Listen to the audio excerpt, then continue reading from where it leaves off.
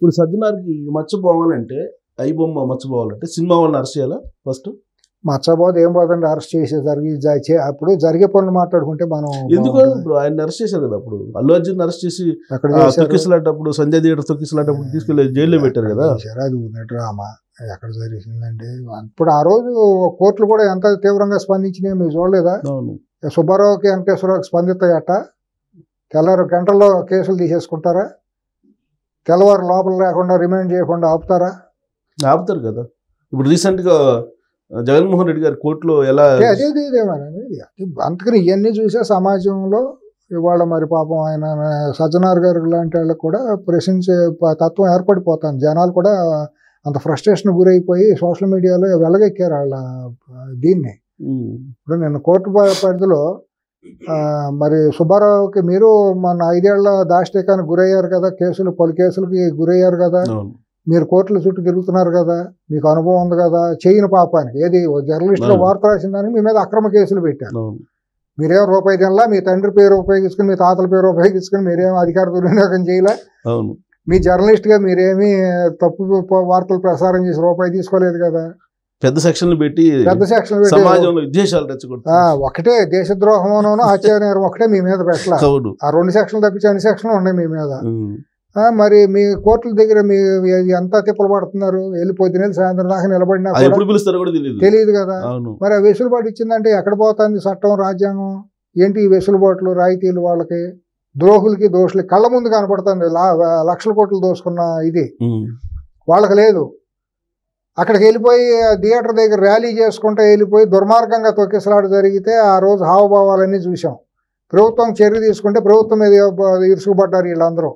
రేవంత్ రెడ్డి గారి ప్రభుత్వం మీద బీఆర్ఎస్ వీళ్ళందరూ. ఆ రోజు మరి బీఆర్ఎస్ అధికారంలో ఉన్నప్పుడు ఇదే సినిమా వాళ్ళు టెలిఫోన్ ట్యాపింగ్లు చేశారు. వీళ్ళ సినిమాలన్నిటికీ కప్పం కట్టేసుకున్నారు. ప్రతి సినిమా రిలీజ్ అవ్వాలంటే ఇంత కడితే కానీ సినిమా రిలీజ్ కాదంటే సచ్చినట్టు ఇల్లు కట్టారు. మరి ఆ రోజు ఇదేమీ లేదు. అంటే కప్పం కట్టినా కానీ వాళ్ళు టికెట్ రేట్లు పెంచుకునే దానికి అవకాశం ఇచ్చారు. పెంచుకున్నారు, నోరెత్తకుండా పడి ఉంటే మధ్యలో ప్రజలను దోచేశారు. అంతే, అందరూ చేరి దోసింది ప్రజల్ని, సమాజాన్ని. కోర్టు విషయం వస్తే నాకు అది చూసిన తర్వాత నాకు కూడా అనిపించింది సార్. ఎందుకంటే వాయిదాలకు వెళ్ళినప్పుడు ఉదయం నుంచి సాయంత్రం దాకా ఉంటే ఎప్పుడు సాయంత్రం దాన్ని వాయిదా అంటాడు, ఎప్పుడు పిలుస్తారో తెలియదు. దాంట్లో జరగలేదు. ఇప్పుడు లోపల పోయిన తర్వాత మీరు చూసారు వీడియో రిలీజ్ అయింది. నేను చూడను. జగన్మోహన్ రెడ్డి కోర్టుకి లోపలికి వెళ్ళిన తర్వాత పతనంకి వచ్చేసిందండి. న్యాయ వ్యవస్థ కూడా పూర్తి పతన స్థాయికి వచ్చేసిందండి. బాధ అనిపిస్తుందండి. న్యాయ వ్యవస్థ కూడా ఊరిని కంటెంప్ట్ వేస్తాం, అది వేస్తాం, ఇది వేస్తాం అని ప్రజలను భయపెడితే అది జుడిషియల్ దీనికి ఎందుకు వస్తుందండి, దాని టెర్రరిజం కిందకైనా జ్యుడిషియల్ నియంతృత్వం కిందకు వస్తుందండి. అది తప్పు అండి. అది అందరికి చట్టం అనేది అందరికి ఒకే రకంగా ఉండాలి, కానీ కొంతమందికి ఒక రకంగా కొంతమందికి మరో రకంగా కనిపించకూడదండి. ఇప్పుడు న్యాయ వ్యవస్థలో చెబుతారు, న్యాయం చేసినట్టు కనిపించాలి, అంతేగా న్యాయం చేసినట్టు తెలియాలి కూడా, అంతే తప్పించి ఆ రకంగా కాదు. ఏందండి దాంట్లో ఒకటే జరగల. జడ్జిని ఎయిర్పోర్ట్కి రా సంతకం పెడతానని ఒకటే అనలా. ఆల్రెడీ వైవి సుబ్బారెడ్డి గారిది అది వాళ్ళు పోలీసులకి మీరు మా ఇంటికి వచ్చి విచారించండి అని చెప్తే వెళ్ళారు. వీళ్ళు కల్తీ అంటే వెళ్ళారు. మరి ఇదంతా మరి రామోజీరావు గారిని పాడేసుకు లాక్కెళ్తాం అన్నారు ఆ రోజు ఫిలిం సిటీకి. మీరంటే వాళ్ళందరినీ జీపులో ఎక్కించుకుని లేసుకొని లోపల పడేశారు. కరోనాలో ఇళ్ళకి వచ్చారు, దొమ్మి చేసి రాత్రి ఇళ్ళ దగ్గర ఆడాలను కూడా నైటీలో ఉండాలని కూడా లాక్కి వెళ్ళారు. ఇదంతా ఆ రోజు ఏమైందండి? న్యాయ వ్యవస్థ కళ్ళు లేవు అప్పుడు. ఆ రోజు స్పందించే న్యాయ వ్యవస్థ ఎవరు గుప్పిట్ట ఉంటుంది? దేశం ఏంటి, భారతదేశంలో ఉన్నామా మనం? ఎక్కడ ఉన్నామండి? అనాగరికమైన ఏదన్నా ఆఫ్రికా ఖండంలో ఏదన్నా అనాగరికమైన దేశంలో ఉన్నామా? ఏం మాట్లాడాలో అర్థం కాదు. ఇప్పుడు కోర్టుకు హాజరు కావడానికి వచ్చిన సందర్భంగా బేగంపేట నుంచి ఒక పెద్ద ర్యాలీ తీశారు. తీయచ్చా? తీయొచ్చా అంటే మరి పోలీసులు యాక్షన్, ఇదే సిపి గారు యాక్షన్ తీసుకోవాలి. మరి ఆ రోజు సజ్జనార్ గారే కదా ఉంది, మరి కట్టడి చేయాల్సింది. మరి కేసులు పెట్టాడా? మరి పెట్టాలిగా. వెహికల్స్ ఏమంటే ఏలాడి ట్రాఫిక్ వైలేషన్ చేసి ఒక్కొక్క బండి మీద ఫుట్పాత్ల మీద వెళ్ళటం మరి చట్టవిరుద్ధమేగా. ఆ రోజు మరి ఊరేగింపులో పర్మిషన్ ఎంతకి ఇచ్చారు, ఏమి ఇచ్చారు, దాని మీద చర్యలు తీసుకోవాలిగా. మరి ఏమీ చేయలేదుగా నువ్వు. మరి కోర్టుకి వెళ్ళిన తర్వాత 5 నిమిషాల్లో పిలవటం ఏంటి, ఏమంటే 5 నిమిషాలు షెడ్యూల్ ఇచ్చినట్టు వచ్చేసేయటం ఏంటి? అంటే ఆ టైం ముందే చెప్పారట, ఈ టైంలో మీరు విచారించండి జడ్జికి. అదే మరి అదే వచ్చింది. అది మోడీ గారికి అమిత్ షా గారికి తెలియని వాళ్ళ ఆశీస్సులు లేని ఏం జరగట్లేదండి. 2014 నుంచి పూర్తిగా మిలాఖత్తులు ఉన్నాయి. ఇటు కల్వకుంట్ల కుటుంబానికి అటు వైఎస్ కుటుంబానికి మోడీ అండ్ అమిత్ షా బ్లెస్సింగ్స్ సంపూర్ణంగా ఉన్నాయి. వీళ్ళ భావజాలం వీళ్ళ వ్యక్తిత్వాలన్నీ ఒకటే. మీరు పరిశీలిస్తే భారతదేశంలో ప్రెస్ మీట్లు పెట్టిన వాళ్ళు ముగ్గురు భారతదేశ స్వతంత్ర భారతదేశ చరిత్రలో. ఏ గూటి పక్షులు ఆ గూటికి చేరుతాయి అన్నట్టు అక్కడ మోడీ అనే వ్యక్తి 10 ఏళ్లుగా 12 ఏళ్ళుగా ప్రధానమంత్రి ఒక ప్రెస్ మీట్ని ఫేస్ చేయాల. 10 ఏళ్ళు కేసీఆర్ అనే వ్యక్తి నియంతృత్వగా ఉంటాయి. ఇక్కడ ఒక్కసారి కూడా మీట్ ది ప్రెస్ కానీ ప్రెస్ మీట్ కానీ లేదు. పెట్టారు సెలెక్టెడ్ ప్రెస్ పెట్టి బిస్కెట్లోనూ కవర్లు ఇచ్చేస్తే చాయ్ బిస్కెట్లు వేసైతే ఏం మొరకుండా వచ్చేస్తాయి. చక్కటి ఆల్సేషన్ ఇదిలాగా. అంతేగాని ప్రశ్నించేది ఉండదు, ఏముండదు. కవర్ ఇస్తే చాలు, అన్ని కవర్లు అయిపోతాయి. మీలాంటి జర్నలిస్టులు ఎవరన్నా పిలిచారా? ప్రెస్ క్లబ్కి వచ్చి మీట్ ది ప్రెస్ పెట్టవచ్చుగా అంత దమ్ముంటే. మరి అక్కడ తాడేపల్లిలో కూర్చొని రికార్డెడ్ మీడియానే వీడియోలు ప్రెస్ మీట్ పేరుతోనే తెప్పించి మీట్ ది ప్రెస్ పెట్టారా? ప్రెస్ మీట్ పెట్టాడు అతను వచ్చి. కాబట్టి ఒకళ్ళనొకళ్ళు కాపాడుకుంటున్నారు వాళ్ళు. చట్టాలు రాజ్యాంగాలు పరిహాసానికి గురవుతున్నాయి. ఏం చేస్తాం? మాట్లాడేంటి ఉపయోగం? ఇప్పుడు వ్యక్తిగత హాజరు నుంచి మళ్ళీ మినహాయింపు, అన్ని మినహాయింపులు జరుగుతాయండి. అంటే వస్తే జనం ఎగబడుతున్నారు, అందువల్ల సెక్యూరిటీ ప్రాబ్లం ఉంది కాబట్టి. లోపల ఏమనండి చెంచులగూడలో చెర్లపల్లి వేసేసి వాయిదా ముందు తీసుకురాలేదా 16 నెలలు పెట్టినట్టు? అంటే అట్లా జనం వచ్చేస్తే మీరు రాయితీ ఇచ్చేస్తారు అందరికి. రేపు పొద్దున్న అందరూ 1000 మందిని 500 రూపాయలు 1000 రూపాయలు ఇచ్చి బిర్యానీ పొట్లం ఇచ్చి సారా ప్యాకెట్ ఇస్తే అటు జనం వచ్చి పడతారు. వచ్చిన వాళ్ళందరికీ మీరు రాయితీలు ఇస్తారా? రావసరం లేదు, మీరు వాళ్ళ దగ్గర కూర్చోండి, జూమ్ కాల్లో మీరు అటెండ్ అయితే చాలు అంటారు. సెక్షన్లో అటువంటి సెక్షన్లా మీ మీద పెట్టిన సెక్షన్లో ఏంది? చట్టం ఏం చెబుతుంది? న్యాయ వ్యవస్థ ఏంటి? జవాబుదారీతనం లేదా న్యాయ వ్యవస్థకి?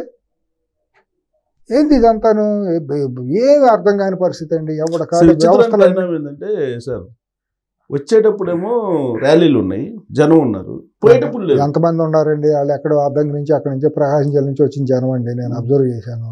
వాళ్ళు పోయేటప్పుడు లేరు. కోర్టు దగ్గర కూడా 100-150 మంది నుంచి లేరండి. నాకు ఇంకొక అనుమానం, లాయర్లుగా కూడా కోర్టులు వేసుకుని కొంతమంది వెళ్ళి అక్కడ స్లోగన్స్ కొట్టారని నేను విన్నాను. సిగ్గుచేయటం, న్యాయ వ్యవస్థకే సిగ్గుచేయటండి, కళంకం అండి అది. కోర్టు వేసుకుని అక్కడ ఆటోగ్రాఫ్ల కోసం ఫోటోల కోసం దిగజారుతున్న భావదారిద్రం. నేను అనుకుంటా వాళ్ళు నిజమైన లాయర్లు కాదనుకుంటున్నా. ఇక్కడ నాంపల్లి బార్ అసోసియేషన్లో రిజిస్టర్ అయిన లాయర్లు కాకపోయి ఉండొచ్చు. బయట నుంచి కృష్ణనగర్లో ఒక లాయర్ కోర్టులు వేసుకుని వెళ్ళిపోయిన వాళ్ళు కూడా ఉండొచ్చు, ఆర్కెస్ట్రేటెడ్ అయి ఉండొచ్చు. అంతమించి నిజాయితీ నిబద్ధత కలిగిన లాయర్లు ఎవరు కూడా ఆ రకంగా దిగజారు. ఈ మధ్య సార్ ఒక స్ట్రాటజీనా లేకపోతే ఏంటది, పెళ్లిళ్ళకి పోయినా సీఎం అనేది ఇక్కడ ఇప్పుడు బావులు ప్రతి మంగళవారం వస్తారు, వచ్చేటప్పుడేమో జనం బాగానే సీఎం అని అరుస్తావు, పోయేటప్పుడు ఎవరు ఉంటారంట. ఏంటది లాజిక్? అంటే కొన్ని సుహుచ మర్దనాలు అని ఉంటాయి. మర్దనాలు భావప్రాప్తికి లోన్ అవటం అనమాట. కొద్దిగా వినేవాళ్ళకి ఇబ్బందిగా ఉండొచ్చు కానీ సంస్కృతం చెప్పారు. ఏం చెప్పినా ఆ భావం అదే, సంస్కృతంలో చెప్పిన తెలుగులో చెప్పినా అర్థం భావం ఒకటే ఉంటుంది. కాబట్టి అట్లా ఊహించుకుని ఆనందం పట్టం అనమాట.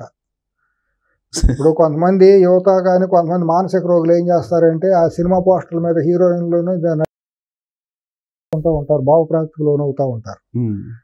చాలా మందికి మానసిక రోగం ఉంటుంది. వాళ్ళు ఏంటంటే భావప్రాప్తికి లోన్ అవుతూ ఉంటారు.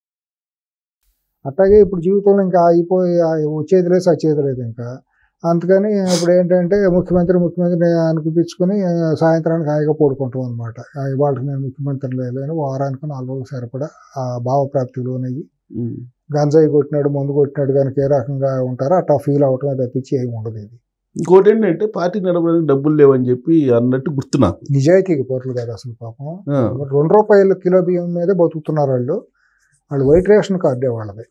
పార్టీ నడవడానికి డబ్బులు లేవన్నారు, మరి ప్రత్యేక విమానంలో వచ్చాడు బెంగళూరు నుంచి. అంటే తెల్ల రేషన్ కార్డు మీదే బతుకుతున్నారండి వాళ్ళు. ఏం నీతి నిజాయితీ కలిగి కుటుంబం అది.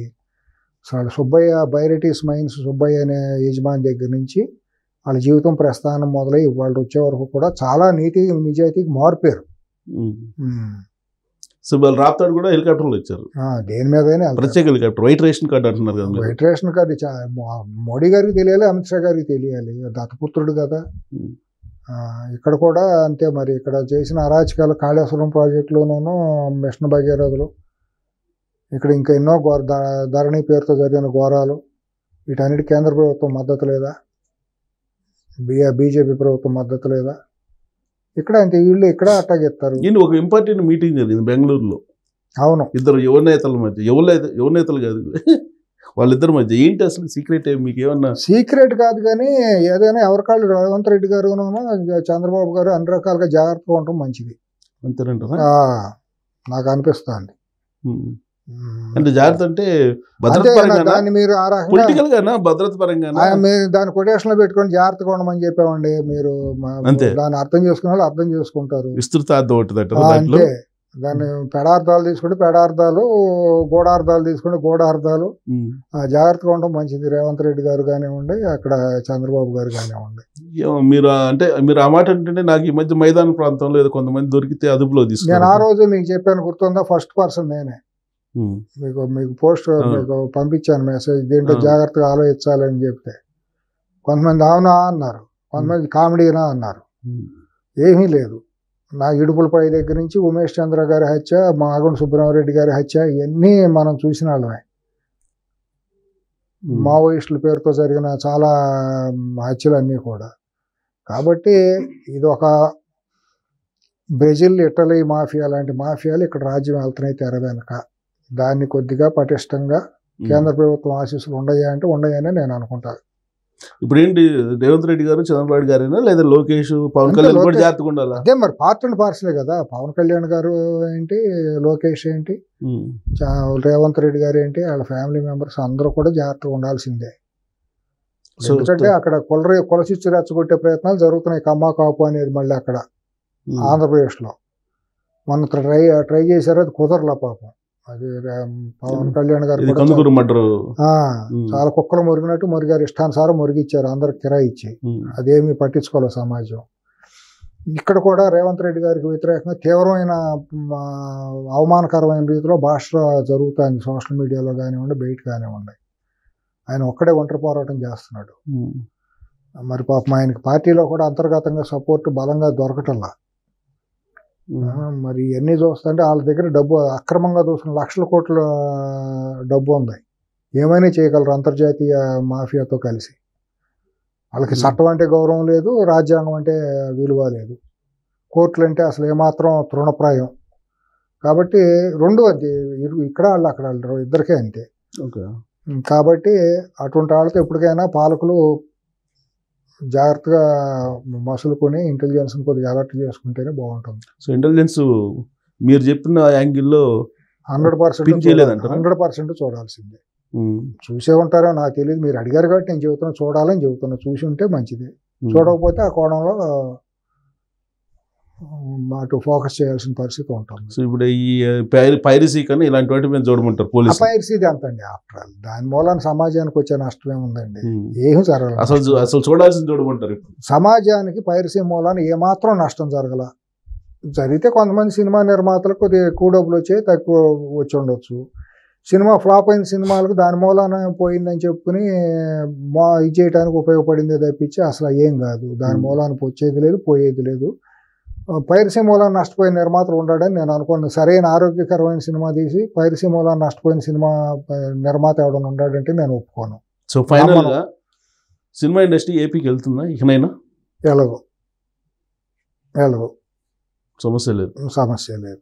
కానీ అక్కడ కలెక్షన్స్ మాత్రం కావాలి, డబ్బులు కావాలి. ఆ రాష్ట్రం అంటే వీళ్ళకి అవసరం లేదు. ఎందుకులేండి, ఏమైనా యద్భావంతో రాజుని బట్టి గుర్రం, రౌతుని బట్టి గుర్రం. అట్టగా అక్కడ పాలకులకి చంద్రబాబు గారు అంటే సినిమా వాళ్ళకి అలుసండి. మీకు తెలియదు ఆ మాట అంటే కొద్దిగా చాలా మందికి బాధ అనిపిస్తుంది. మంచితనం అనుకోవచ్చు. మంచితనం అది మనం మీరు అనుకుంటారు, మీలాంటి వాళ్ళు గౌరవంగా ఉండాలి. వాళ్ళకి చేతకాంతాను కాదు కదా, వీళ్ళకి బాధ్యత ఉండదు కదా. ఫస్ట్ బాధ్యత ఎందుకు ఉంటుందండి? సంఘ విద్రోహులకు బాధ్యత ఉంటుందా?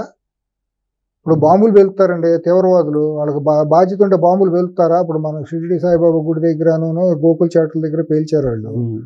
వాళ్ళు చేసేది విధ్వంసమే. సో వాళ్ళలాగానే వీళ్ళు కూడా వీళ్ళు అంతే, తేడా ఏముంది, వీళ్ళు విధ్వంసం చేస్తున్నారు, సామాజిక విధ్వంసం సినిమాల పేరుతో కుటుంబాలు యువతను చెడగొడుతున్నారు డబ్బు కోసం. అదే స్టూడియోలు ఇస్తామంటే వైజాగ్ లో వెళ్తా అక్కడ ఉంటారు, ఇక్కడ ఉంటారు, అంతే తప్ప ఇక్కడి నుంచి అయితే కదలు. ఏమండి సుబ్బారావు గారు, నేను ఒకటి చెప్పనా, 2014లోని చంద్రబాబు గారు తప్పుడు అడిగేశారు సినిమా వాళ్ళని ట్యాకిల్ చేయటంలో. ఆయన చేసిన పద్ధతి బాగాలేదు. ఈ మాట అంటే చాలా మంది తెలుగుదేశం తమ్ముడు బాధ అనిపించవచ్చు. సో ఇప్పుడు ఒక నిజాయితీ నిబద్ధత ఆయనకేంటంటే పెద్దరకం.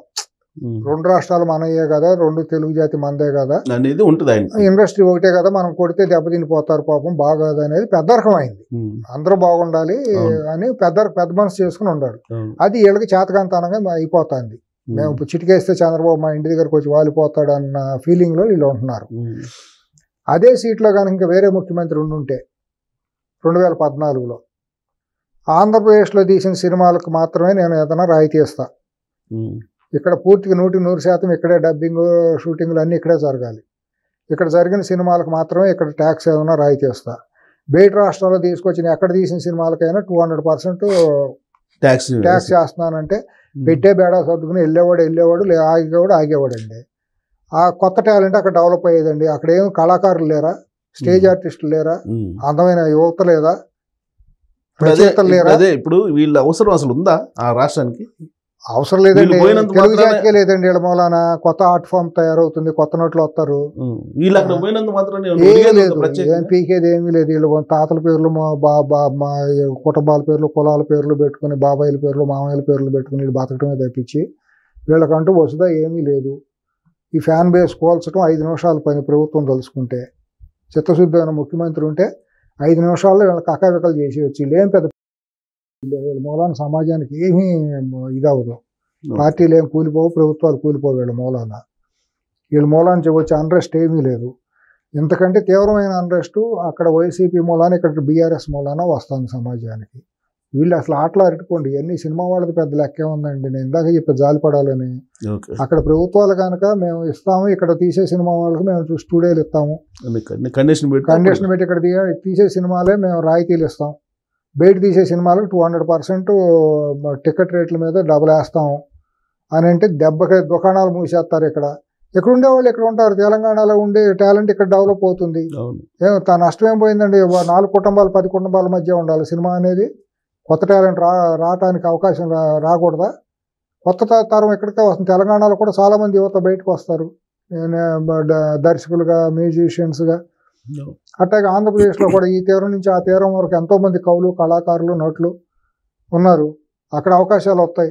అక్కడ సీనిక్ బ్యూటీ చాలా ఉన్నాయి, గోదావరి అందాలు, సముద్ర తీరం ఎన్ని లేవు అక్కడ, బ్యూటిఫుల్ ప్లేసెస్ ఎన్ని లేవు తీయాలంటే. ఇక్కడ అట్లాగే ఇక్కడ వాళ్ళు ఇక్కడ తీసుకుంటారు, ఇక్కడ నేటివిటీకి తగ్గట్టు ఇక్కడ తీసుకుంటారు. తెలంగాణ సినిమాలు, ఇక్కడ మాతృకు సంబంధించిన సినిమాలు ఇక్కడ వస్తాయి. బలవంతంగా ఇక్కడ ఉంది ఎందుకు ఉంచాలండి? వీళ్ళకి ఎందుకంత కనికరం ఉండాలి వీళ్ళ మీద? మనకి ప్రభుత్వాలు తీసుకోవాల్సిన చర్యలు ఇక్కడ రేవంత్ రెడ్డి గారిది ఏం పెద్ద ఇదేం లేదు. అక్కడ చంద్రబాబు గారు ఆ రకంగా తీసుకోవాలి, లోకేష్ వాళ్ళందరూ. ఇక్కడ భవిష్యత్తులో కూడా నేను కోరుకునేది ఏంటంటే చంద్రబాబు గారిని, ఇక్కడ రేవంత్ రెడ్డి గారిని, వీళ్ళందరినీ మీరు అనవసరంగా సినిమాలకి రాయితీలు ఇవ్వటం అనేది తప్పు, రైతులకు ద్రోహం జరుగుతుంది. మీరు ఇచ్చే రాయితీలు ఏమన్నా రైతన్నలకు ఇవ్వండి. సో సినిమాల మీద కనికరం చూపించాల్సిన ఏ మాత్రం కనికరం చూపించాల్సిన అవసరం లేదు. వాళ్ళ మీద తక్షణం స్పెషల్ ఫోర్స్ పెట్టి వాళ్ళు చేసే అసాంఘిక కార్యకలాపాలన్నిటి మీద కట్టడి పెట్టాలి. పబ్బులు, క్లబ్బులు, డ్రగ్స్ వాళ్ళని పెడితే కానీ వాళ్ళు అప్పుడు కానీ దారికి వచ్చి మా సమాజానికి మంచి తరంగా మంచిగా ఉండేటట్టు ఆలోచిస్తారు. అటువంటి మంచిదాకా వచ్చి ఆలోచించే వాళ్ళకి ప్రోత్సాహం ఇవ్వండి. బలగం లాంటి సినిమాలు, ఆనంద్ సినిమాలు, ఇటువంటి వాళ్ళకి అందరికి ఇవ్వండి. అటువంటి వాళ్ళకి అవార్డులు ఇవ్వండి. అటువంటి వాళ్ళని ప్రోత్సహించండి. అటువంటి చిన్న సినిమాలు వచ్చి బాగా ప్రజాదరణ పొందిన తర్వాత వాళ్ళకి ఏమైనా ఇన్సెంటివ్స్ ఇవ్వండి. దాని మూలాన కళాకారులు ప్రోత్సాహం లభిస్తుంది. కొన్ని కుటుంబాలకు మనం ఇదిలే చేసినట్టు దాసోహం అన్నట్టు ఉండకూడదు. కళ అనేది కొన్ని కుటుంబాల సొత్తు కాదు, కొన్ని కులాల సొత్తు కాదు, కొన్ని ప్రాంతాల సొత్తు కూడా కాదు. కళ అనేది యూనివర్స్ ఫామ్, అది అందరికీ చెందాలి. ఈ కుటుంబాల గుప్పిట నుంచి బందీ చెర నుంచి బయటపడాలి కళామ తల్లి. ఈ కళామ తల్లికి రొమ్ముకు మీద క్యాన్సర్ గడ్డలాగా, రొమ్ము కురుపులాగా తయారయ్యి కొన్ని కుటుంబాలు ఇక్కడ పట్టి పీడిస్తున్నారు. వీళ్ళందరూ తెలుగు కళామ తల్లికి ద్రోహం చేస్తున్నారు. పేరుకేం కళామ తల్లి అని చెబుతారు, చేసేయని ద్రోహం పొందే కళామ తల్లి. కాబట్టి నాకైతే ఎటువంటి ఇది లేదు, నా అనుభవంతో చెబుతున్నానండి. వాళ్ళ మీద ద్వేషం లేదు, ద్వేషం ఉండాల్సిన అంత అర్హత కూడా ఇది కూడా వాళ్ళకి అర్హత లేదు, నా ద్వేషానికి గురయ్యేంత ఇది కూడా లేదు. కాబట్టి అందరూ బాగుండాలి, ప్రజలు బాగుండాలి, రైతన్నలు బాగుండాలి, జవాన్లు బాగుండాలి, పోలీసులు బాగుండాలి, యువత బాగుండాలి, యువత భవిష్యత్తు బాగుండాలి అని కోరుకుంటాను. ఈ మాటలు తప్పించి నాకు వేరే ఉద్దేశం ఏమీ లేదు. Right sir.